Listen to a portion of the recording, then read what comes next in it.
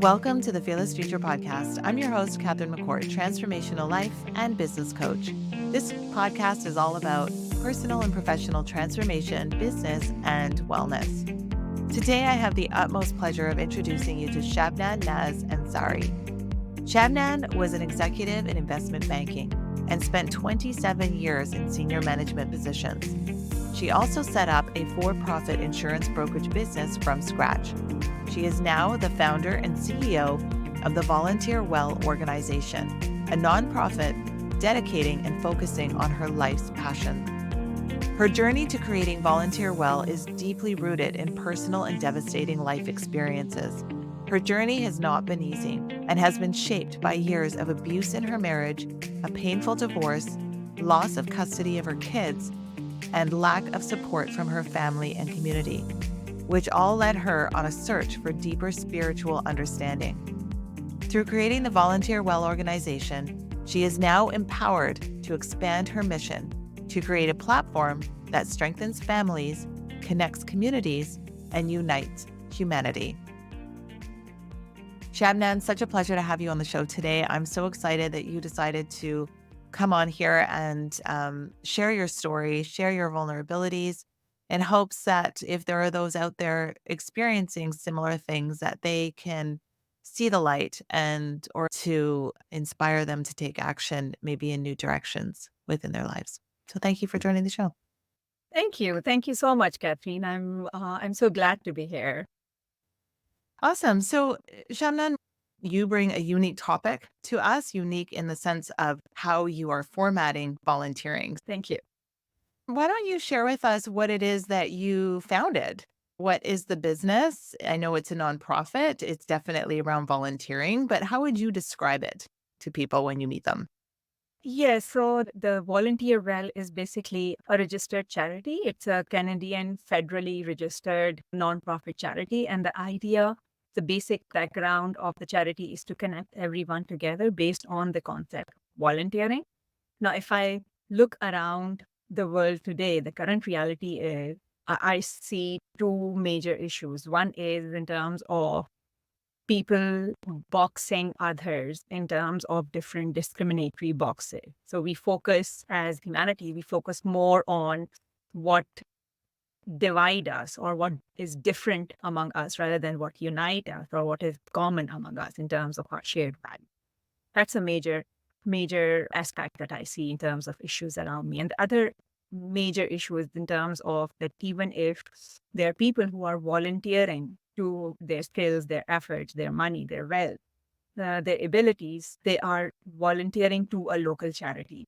They're routing their volunteering effort through a local charity. And similarly, there are people who are receiving these help and support again from the local charity, which results in volunteers as well as those that they're helping remaining disconnected from each other. So what we are doing in terms of the volunteering redefined is in terms of removing the middleman and connecting both of these community members together with each other. Because right now, even when people are socializing, they are socializing at a very superficial level. So either they remain disconnected or even when they connect at a very, very superficial level. So what we are doing is we are redefining the concept of volunteering towards deeper connection. So it's not just the giving part, but also in terms of the receiving part that needs to be connected. And that's how you connect deeply and strongly with those around you, right? Okay, yes. Can you share with us what you mean by the middleman? Because, I mean, I think about when I moved to Vancouver, it was like 20 years ago, and I wanted to volunteer. And I just looked up, of course, you Google volunteering opportunities. And I started to volunteer at the MS Society and I volunteered at the Vancouver Food Bank. I found those basically just through their own websites by Googling it. So, how does your system differ than someone just Googling that? Or how would you describe what you're saying is the middleman? Yes. So what's happening is that if you, like you said, that if you want to volunteer, you're looking around you for a local charity, a local organization. It could be a hospital, it could be a middleman, any organization which is basically using these volunteer help and support in terms of for the cause, for community building, or for any aspect, which means that when you're volunteering, you get that badge of self-recognition in terms of volunteering for that middleman, that local company. But you do not get that connection, that joy, that fulfillment, that impact. What if we can remove the middleman from as a local charity from between and connect both of these individuals in terms of those who are seeking these help and support as well as those who are offering these help and support through the concept of the science of generosity, the law of giving and receiving, whereby you're connecting people with each other. It's in a very, very rough sense, it's a marketplace for volunteering. So let's suppose I'm a lawyer and I want to really integrate into the community that I want to establish my law firm in.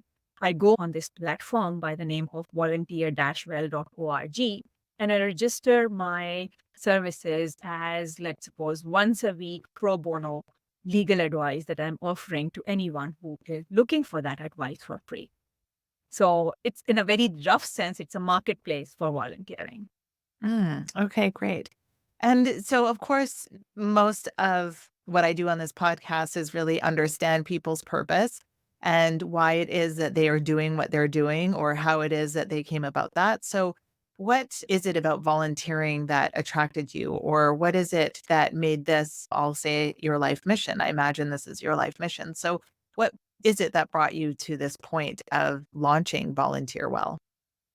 Yeah, so it's basically my whole life experience, which I found this life mission. So, Mm. just in a very, very brief sense, born and brought up as a Muslim in Pakistan, entered into a 13-year-long abusive marriage. When I decided to go for divorce at that point of time, the law has just recently changed. So the law has changed, but the practice had not. So I entered into a 3-year-long legal battle in the court, Mm. character assassination, end to end, family and friends pressure, bribing of lawyers by him. I had to end up changing my lawyer. But what happened was that at the end of those 3-year period, I had given up on the system. At that point of time, I was the senior vice president at the second largest bank in Pakistan because I had focused all my effort in my career progression. I was one of the only 4 women of a room full of 30 men, the vice president of that second largest bank. And really, at that point of time, I was really connected strongly with my children, 2 girls and a boy. 8-year-old was my eldest, and youngest was a boy. But when I got the divorce, I gave up on the system and I went to Dubai in search of a job. Couldn't find anything that is equivalent to that level that would help me to support myself and my children. I came back.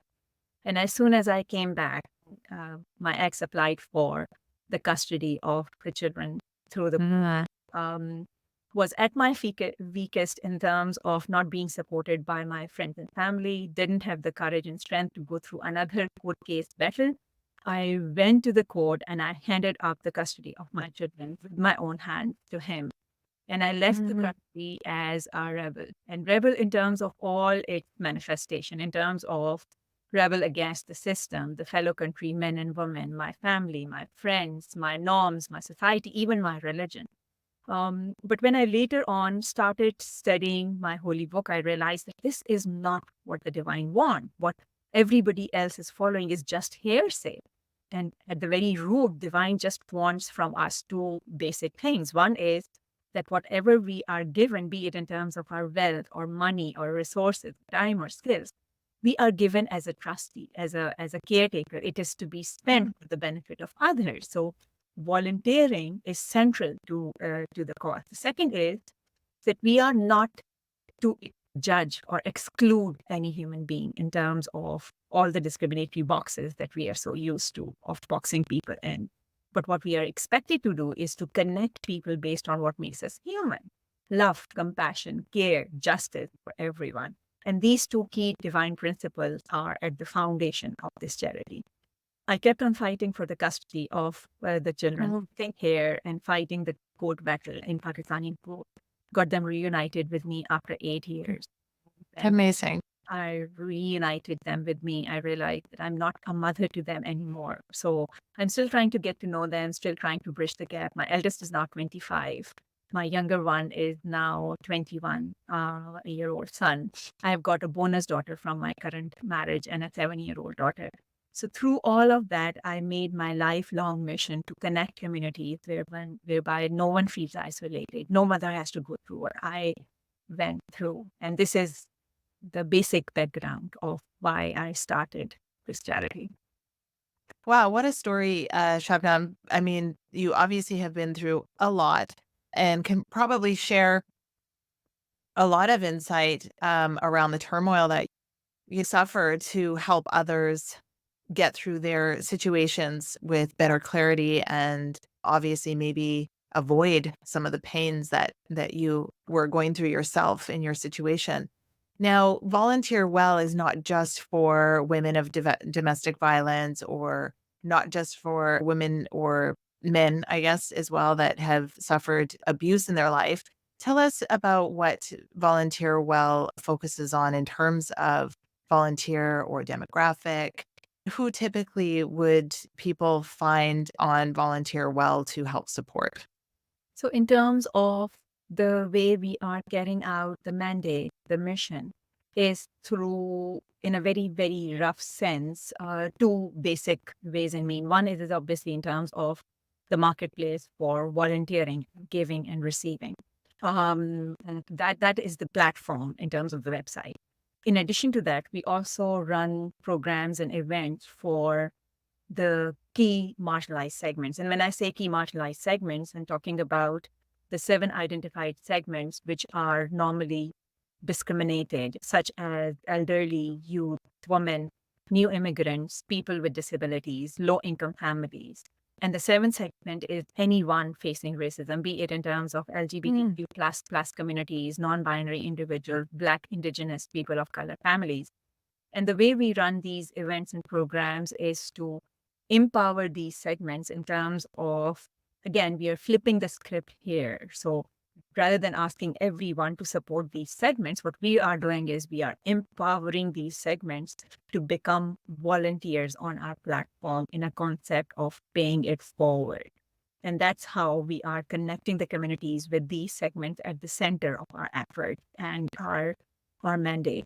One of the other key aspects is in terms of highlighting and promoting local businesses that have clear or strong social impact, as well as other nonprofit and charities, because our tagline remains where we come together.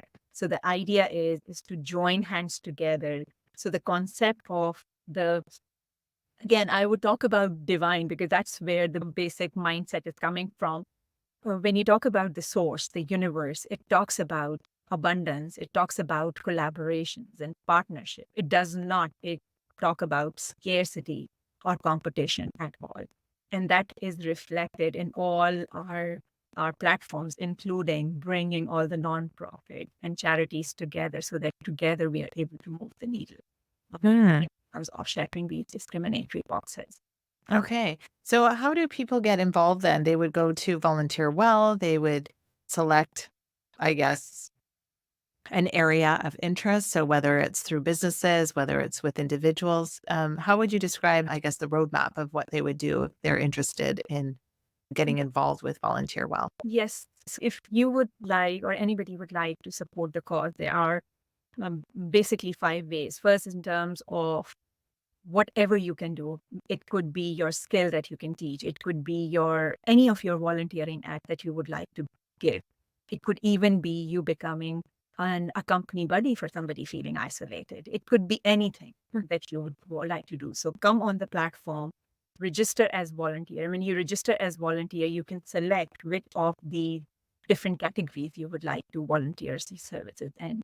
Whether you would like to teach or become an company buddy or pick grocery for a senior, whatever you can do, you can pick these and then you can define what are the days and the availability of yourself. So it's just like a sort of making your own personal account and offering whatever you can do in terms of becoming a volunteer.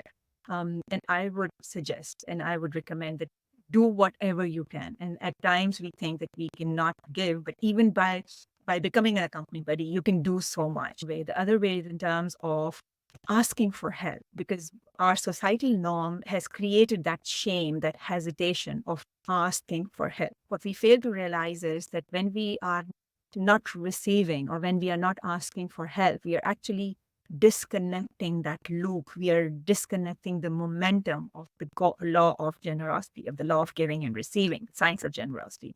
So by asking for help, you're basically giving an opportunity to those who want to give. So asking for help is again, is important. And it is not necessarily in terms of money or wealth. It could be in terms of I'm looking for somebody to become my friend. I'm looking for the support. So whatever you need, come and ask for help from those around you. At times, this becomes the basic foundation of a much deeper, stronger, and long-term connection. And the third is in terms of joining the cause by supporting any cause. So if any of these defined segments are close to your heart in terms of something that you would like to move the needle in, join the cause in terms of connecting with me, and I can set up a meeting and we can discuss how we can join hands together. And the fourth is in terms of supporting the cause, because we are a registered charity. Whatever you donate in terms of money, you can identify which of these causes are close to your heart, and we'll make sure that that money is spent in that particular cause, and we'll issue the donation receipt then and there. And fifth is in terms of joining us as our team members. And when you say joining us as a team member, it's the traditional concept of volunteering, where you are working for us as a middleman, as a charity for any of these positions. And these positions are mostly online, virtual. So you don't have to even leave your home in order to come to us to work. Beautiful. You obviously have been through personal challenges, ones that most people don't go through in their life, and you've weathered the storm. You are here, turbulence to triumph. You started this charity, so volunteer well. You sound very spiritual, like you really have this deep understanding of really what, maybe the meaning of life, or like you said it so eloquently about the skills that we have, individuals to share that with others. So I love that point. What in the process of both your personal challenges, working through your divorce and working through the custody battle with your children, to also starting this charity, what are some of the main things that you've learned about yourself? Yes, again, it's a process, right? It's a slow and steady, gradual inner work that you need to do. So even when I decided to go for divorce, I was a completely different person, completely docile, submissive to what I am now. And when I decided this, from then and onward, I have made this sort of a daily habit in terms of just talking to my own self, going to the washroom, talking to myself in the mirror, and telling myself, "You've got this, Shabnam. Yes, you can do it." And this is the inner work that we need to do day in, day out. Even right now, when I have this big, hairy, audacious goal of making this charity a multi-million-dollar charity in 10 years' time, I keep on receiving these thoughts times and again. You cannot do it. You do not have what it takes. And it's an internal transformation that you need to do times and again and again. It's the norms, the societal conditioning is there, and it's there especially for us as women. Um, uh, and before you can counter that, you have to do inner work. So you cannot counter. Even when I was giving up the custody of my children, and even before that, I used to go to my parents in terms of telling them that I am going through this abusive marriage. And they used to tell me, no, your husband has been given the religious right by the divine that he can beat you up. Oh my God. So Oh, wow. that was the norm. That is the norm. So even when I was giving up the custody of my children, my sister and my mother say, "What sort of a mother are you? Mothers can give up their lives, and here you are being so selfish." Oh my goodness. But this before counter these societal norms, these societal thoughts and statements and expressions, we have to do inner work because these thoughts are so engraved in our conditioning since birth that we have to flip the script in our mind first. We can take head on these societal norms. And again, questions like these that I used to ask even my parents, what sort of a divine can discriminate? What sort of a divine can be that injustice? This is logically making. Yes. So again, and just what I have learned through all of this is that you are your own best friend. You are your own best guide, best cheerleader. And we as parents, we are responsible for upbringing of our children, and we are such supportive mothers. Yes, you can do it.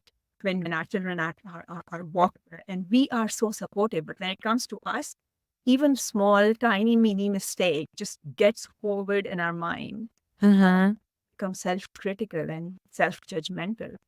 We need to be our own best supporter before we can take on the world. Yes. Well, you are truly resilient. You are truly fearless, if we could say. Um, can I ask, where is your relationship then with your immediate family? So, as your parents have this belief that is so diverse from your belief, clearly, this, as you said, like societal norms, and it's something that they were brought up with. So, is there forgiveness there with them in those moments? Yes. Where does your relationship sit with them today? Yes, because when you start this inner work, right, it has to come from the place of compassion and empathy, not just for yourself. It has to start for yourself. So first and foremost, you have to forgive yourself. That is the key in terms of everything, because I was not where I was. I didn't know those things were what I know now, right? So first and foremost, you have to forgive yourself. And then once you have forgiven yourself, then you have to forgive everyone else. Because no matter what they have done, no matter what their stand have been, they were well-meaning. They have the best interest of their children at the heart. Whatever they were telling me was based on the societal taboo, the societal conditioning. They knew that if I were to take a stand, this is the challenges and the difficulties that I would face. They, in their mindset, were keeping me safe and protected so that I remain as per the societal norm, right? So the compassion and empathy has to come from a place of you putting yourself into their shoes. What if I were the mother? What if I have been brought up into that conditioning? What if, would I say the same thing to my children? Would I react the same way to my children? So in terms of my relationship with my immediate family, it's brilliant. I visited Pakistan after 6 years in March this year. And I loved each and every moment. I reconnected with my best friends at the time, reconnected with my immediate circle. Truly, truly loved everything. Obviously, the transformation at their end can only come once they witness the success at my end. It's like Yes. you cannot tell them to change. You can show them the changes, right? So that's what's happening in terms of my immediate family. Okay, so beautiful. Okay, so with this charity Volunteer Well, I imagine you hear many stories and obviously have touched many lives. What story or scenario has played out since you started the charity with either an individual or a group of people that has really stood out for you in terms of their gratitude for your charity, or even just what it's done to help them transform or help support them in some capacity? Yes, so I would like to mention one of the programs that we run in terms of the 7 identified segments.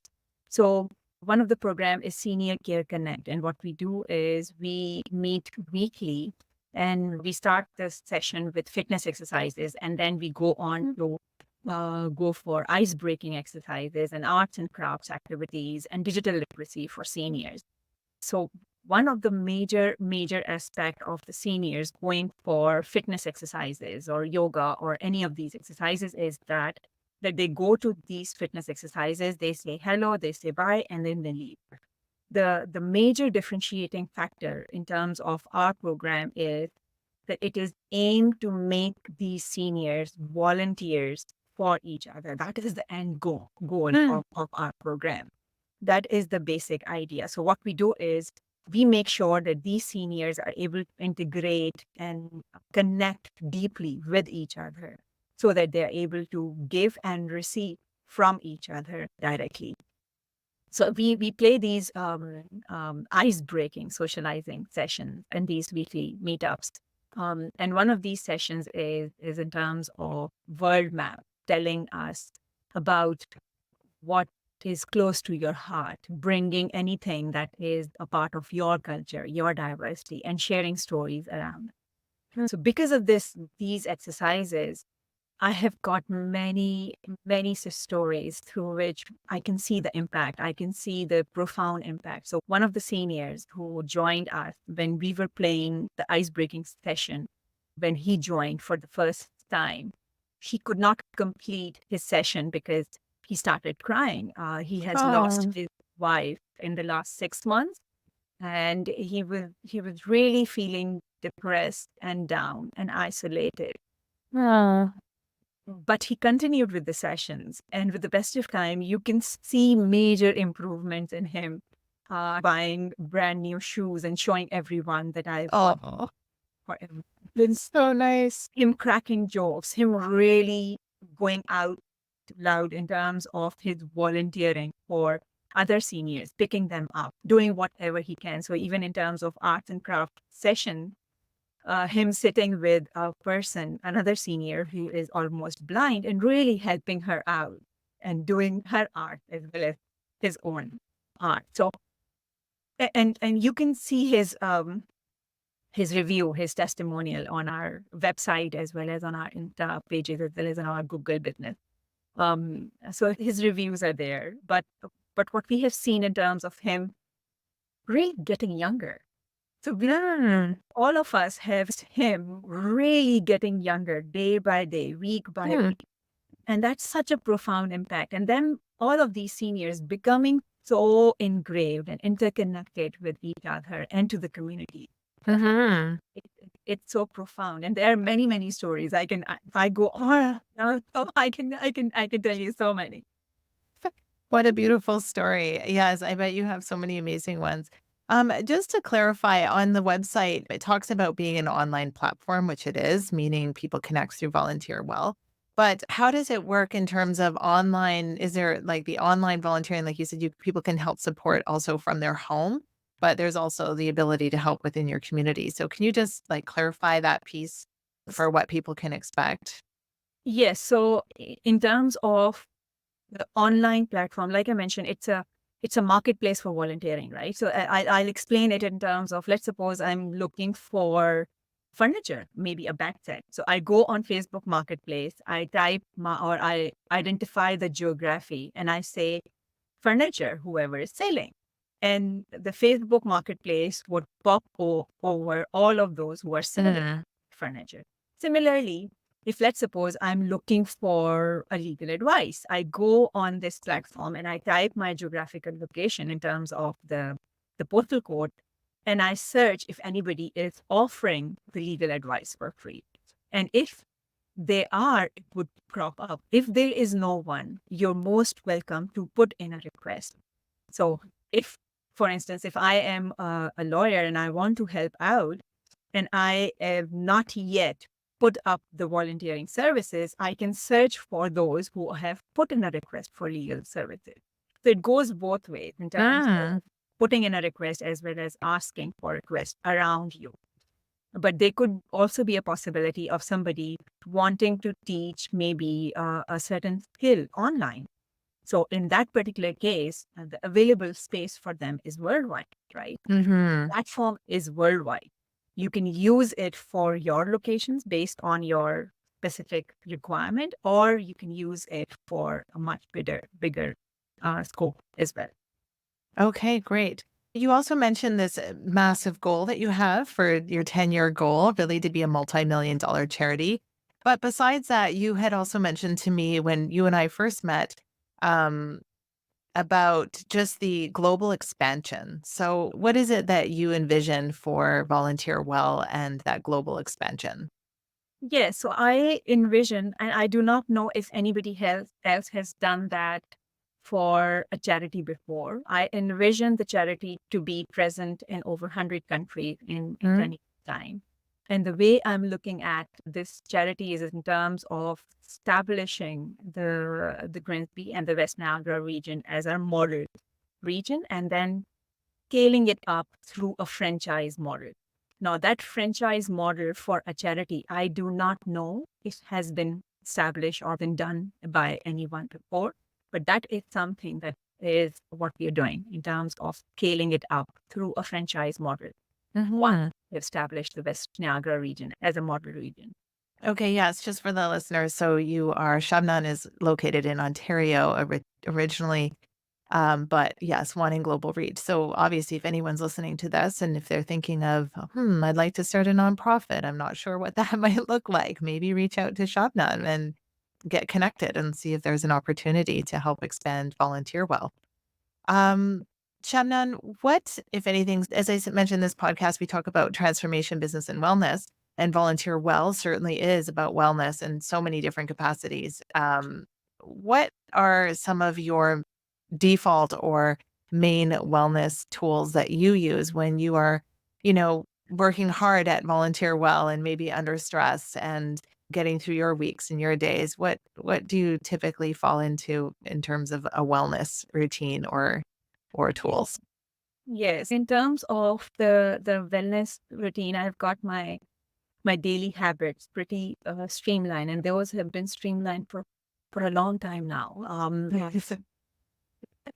In terms of part of my daily routine is in terms of like one of the things that I've mentioned in terms of the inner work, in terms of really supporting your own self, in terms of giving a sort of a speech, a cheerleading speech to yourself. That's still a part of my daily routine. Other than Mhm.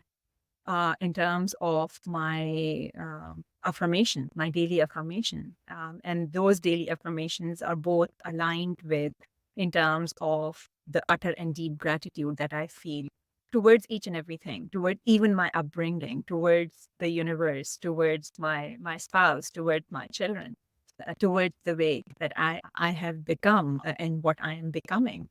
So the daily gratitude is an extremely important part of the daily habits that I cannot overemphasize. It's something that when you focus on something that you're grateful about, that tends to increase.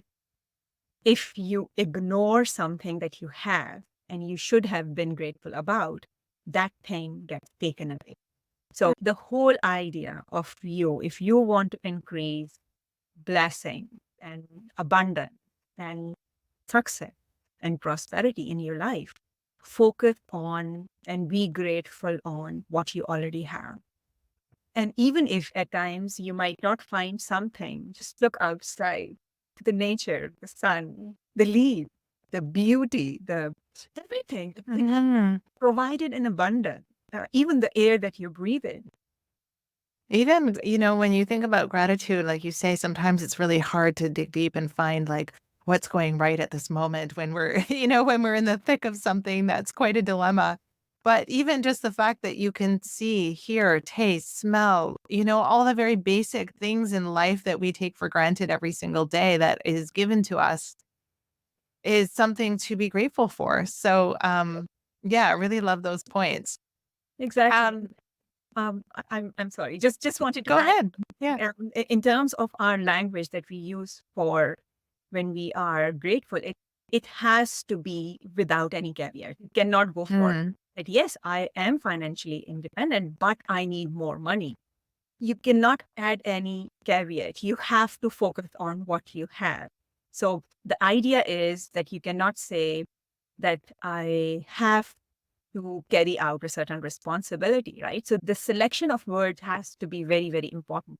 So just replace Mm. with, for instance, I get to do this. So for instance, I get to spend time with my younger one when she comes at 4. So I get to stop my hard stop at 4 p.m. because I get to spend time with my little ones. It gives me that gratitude for having that flexibility. It gives me that gratitude of being the mother, of enjoying her being at 7 years old. So just those small tips, and avoiding words like but. So for instance, I want to make this a charity, $1 million charity, but I don't know if anybody has done that. So replacing that but with, I want to make this as $1 million charity. And I don't know as yet if anybody has scaled it up as a franchise. So just replacing few words with some other words can make huge difference in terms of your approach and in terms of your content. Yes. So something that I put in my newsletters are always wellness trends. So wellness trends of 2024 right now. And the last one I did was all about holistic health, which a lot of people say, well, holistic health has been around for so long and aren't we all doing it? But it extends past, your physical fitness. It extends past just having affirmations, but it's more about even the food that you eat. So how are you actually fueling yourself? That's a big one for me, someone who suffered a burnout many years ago. You know, food can change your life, and for the better or for the worse, right? So holistic health really encompasses a lot more than what we traditionally knew it as, is like going for acupuncture or seeing a naturopath. It's about words that we say to ourselves. It's about food that you're putting in your body. It's, how are you engaging and connecting with people? All that includes holistic health. So really love all the points that you shared. One last question is, if there was one statement that really spoke the mission that you are on, or a statement that you want the world to hear, what would that statement be? So the mission for me is connected communities and united humanity on the basis of the science of generosity through the law of giving and receiving. That is the mission. That's what we are going for. That's what we are doing. Beautiful. Okay, Shabnam, it's been such a pleasure to speak to you today. If there's anything else that you want to share that maybe we didn't talk about, feel free to let me know. Otherwise, where can people connect with you and volunteer well? Volunteer-well. In addition to that, my profile is public. You can search for me, Shabnam Naz Ansari, and connect with me through there as well as with my website. Yes. Okay, beautiful. Any last thoughts? Yes, I just want to mention one sort of win for me for the year. So I celebrated my 50th birthday in March this year. Congratulations. Thank you. And I invite everyone from my near and dear family, as well as my friend. My children were there. And what I did during that event, there were around 100 people. And I went through in terms of giving them a sneak peek into my 50 years. And then I thanked each and every one of them for their contribution to my life. But I started with thanking myself first. And in that meeting, my children were there as well. And my daughter, my eldest daughter, she took the microphone after me. And the speech from her made me realize that I'm almost there in terms of being a mother to them again. So she said that you're not a traditional mother in any shape or form, but you have been an inspiration. You're a true inspiration. You've been and always is a supportive mother. So that remains my biggest win in terms of what I have achieved, because they are my treasure, my asset, my focus. They are the reason why I'm doing charity. That's so beautiful.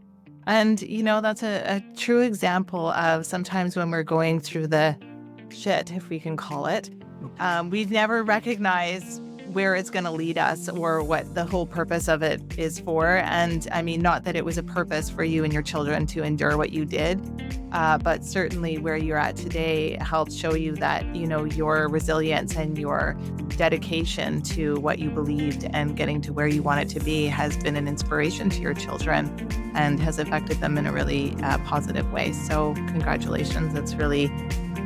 I'm sure that was a very, very emotional and touching moment for you and your family. So beautiful. Yeah, it was. Thank you. Thank you so much, Catherine. You have worded it so beautifully. Yeah. Oh, thanks.